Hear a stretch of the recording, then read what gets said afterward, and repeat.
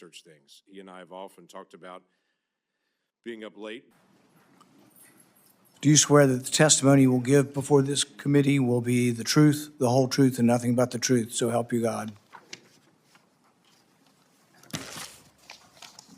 Senator Mullin, you are recognized for your opening statement. My goal in 6 months is that we're not in the lead story every single day. My goal is for people to understand we're out there, we're protecting them, and we're working with them. Justified by precedents, such as caning.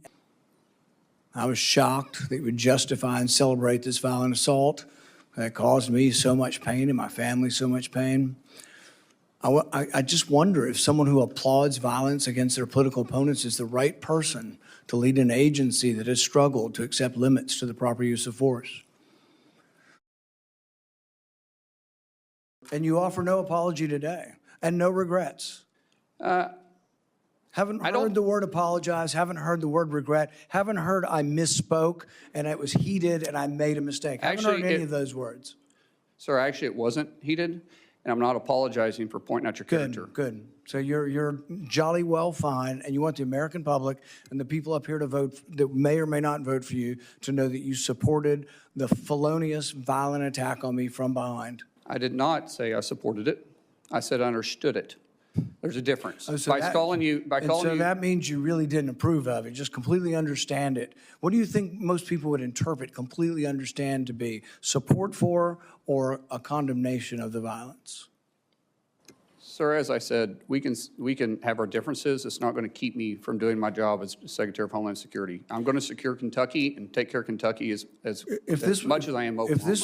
You did many interviews in which you justified the violence as historically. You, sir, you called Alex Preddy, quote, a deranged individual that came in to cause max damage. Could we expect those kinds of quick responses if you are confirmed as Secretary? Would you be basically, well, you responded as Secretary Nome. Are we going to just expect that same behavior all over again? No, Senator. I have a deep amount of respect for you. We've had our differences, but I do respect you. I think I said this privately when we had a conversation. Those words probably should have been retracted. I shouldn't have said that, and as Secretary, I wouldn't. The investigation is ongoing, and there is, like I said, there's sometimes going to make a mistake, and I'll own it. That one, I went out there too fast. I was responding immediately without the facts. That's my fault. That won't happen as Secretary. So you regret that statement? I already said that, yes, sir. Would you want to apologize to the family of Alex Preddy? Well, sir, I just said I regret those statements. Is that the same as an apology? I haven't seen the investigation. We'll let the investigation go through, and if I'm proven wrong, then I will absolutely. How would you characterize your relationship with President Trump? He's a friend.